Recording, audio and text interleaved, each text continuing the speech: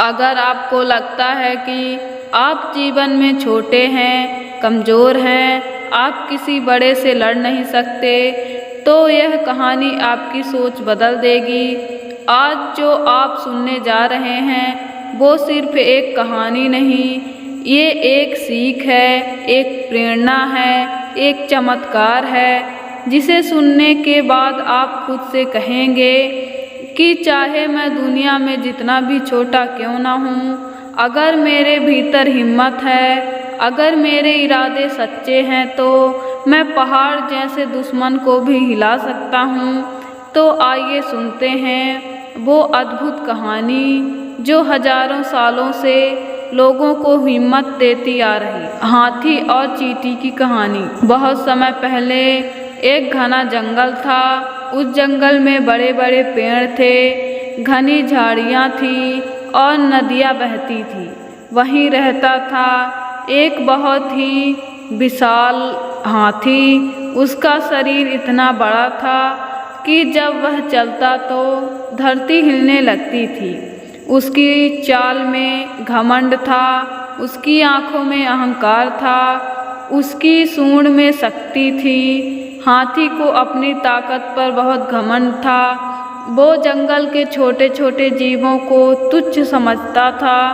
कभी खरगोश को सताता, कभी हिरणों को दौड़ाता और कभी नन्ही नन्ही चींटियों के घरों को रौंद देता। चींटियों का झुंड जो जमीन के नीचे अपने छोटे छोटे घरों में बड़ी मेहनत से जीवन बिता रहे थे, रोज उस हाथी की वजह से परेशान रहते। एक दिन जब हाथी ने बारिश के बाद गीली जमीन में अपनी मस्ती के लिए कीचड़ उछालना शुरू किया तो उस झुंड की सैकड़ों चींटियां कीचड़ में दबकर मर गई। बचा हुआ झुंड डर के मारे अपने बिलों में छिप गए, लेकिन उनमें एक नन्ही सी हिम्मती चींटी जिसका नाम चीनी था, उसने अपने साथियों से कहा, क्या हम यूं ही डरते रहेंगे? क्या हम अपनी छोटी सी जिंदगी इस दैत्य के डर से गुजार देंगे? नहीं, आज मैं कुछ करूंगी, भले ही मेरी जान चली जाए, लेकिन इस हाथी को सबक सिखाना ही होगा। अगले दिन जब हाथी पानी पीने झील के किनारे आया तो उसने देखा कि झील के पास चींटियों का झुंड इकट्ठा है। हाथी हंसा और बोला, जो छोटी छोटी रेंगने वाली कीड़ों, क्या तुम सब मुझे डराने आई हो? मैं तो एक पाँव उठाऊं तो सैकड़ों तुम जैसी चींटियां मर जाएं। चलो हटो मेरे रास्ते से, वरना। उसकी बातें सुनकर सब चींटियां डर गईं, लेकिन चीनी वहीं खड़ी रही, बिना डरे, बिना हिले। बोली, सुन ओ बड़े आकार वाले मगर छोटे सोच वाले हाथी, आज तूने अगर एक कदम और बढ़ाया तो याद रख, तुझसे ज़्यादा बड़ा घमंड इस जंगल में किसी ने नहीं किया, और घमंड तो रावण का भी नहीं बचा था। हाथी को हंसी आ गई। अरे छोटी सी चींटी, तू मुझे धमकी दे रही है? लेकिन चीनी बिना डरे बोली, आज तक तुमने सिर्फ हमारी कमजोरी देखी है, आज तुम्हें हमारी एकता और साहस दिखेगा। चीनी ने सारे चींटी झुंड को एक जगह बुलाया। उन्होंने योजना बनाई, रणनीति तय की। सभी चींटियों ने मिलकर तय किया, हम एक साथ हमला करेंगे और सबसे कमज़ोर जगह पर। हाथी की कमजोरी क्या थी? उसके कान, उसकी आँखें, उसकी सूंड के अंदर और उसके पैर में नाजुक हिस्से।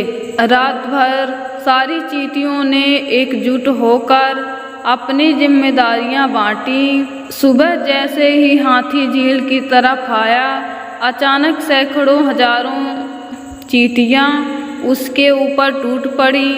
कुछ उसकी आँखों में, कुछ उसके कानों में, कुछ उसकी सूंड के अंदर और कुछ उसके पैरों के बीच कोमल भाग में। हाथी चिल्लाया जोर जोर से, बचाओ बचाओ, ये क्या हो रहा है। उसका शरीर इतना बड़ा था, लेकिन इतनी छोटी छोटी चींटियों के सामने वो असहाय हो गया। उसने दौड़ना शुरू किया, मिट्टी में लौटने लगा, लेकिन चींटियों ने उसका पीछा नहीं छोड़ा।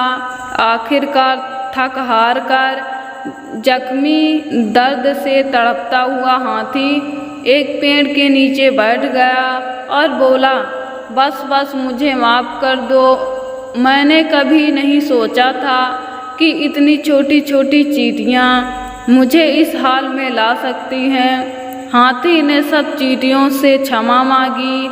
मैं वचन देता हूँ, आज के बाद मैं कभी किसी छोटे जीव को तुच्छ नहीं समझूंगा, ना ही किसी को सताऊंगा। आपकी शक्ति ने मुझे सबक सिखा दिया। चीनी आगे बढ़ी और बोली, हाथी हम कमज़ोर नहीं, बस शांत हैं। और आज से तुम भी सीख लो कि किसी की सहनशीलता की परीक्षा मत लो, क्योंकि जब छोटी छोटी बूंदें मिलकर समुद्र बन सकती हैं, तो छोटी छोटी चींटियाँ भी बड़े से बड़ा पहाड़ को हिला सकती हैं। सारी चींटियों ने हाथी को छोड़ा और अपने घरों को लौट गईं। तो दोस्तों, इस कहानी से हमें क्या सीखने को मिला? कभी भी किसी को छोटा मत समझो, किसी की सहनशीलता की परीक्षा मत लो। एकता में इतनी शक्ति होती है कि बड़े से बड़ा घमंडी भी हार मान जाता है। और सबसे बड़ी बात, घमंड चाहे कितना भी बड़ा क्यों ना हो, अंत में टूट ही जाता है। अगर आपके जीवन में कोई आपको कमज़ोर समझता है, आपका मजाक उड़ाता है, तो आज से आप खुद से एक वादा कीजिए, मैं भी लड़ूंगा, मैं भी जीतूंगा और एक दिन दुनिया को दिखाऊंगा कि मैं क्या कर सकता हूँ। जय हो मेहनत की, जय हो साहस की। अगर दोस्तों आपको ये कहानी अच्छी लगी हो तो इसे अपने दोस्तों तक ज़रूर पहुँचाएं, क्योंकि हो सकता है आज कोई आपके जैसा ही खुद को कमज़ोर समझ रहा हो और उसे भी ये कहानी नई ताकत दे। धन्यवाद। मिलते हैं अगली वीडियो में।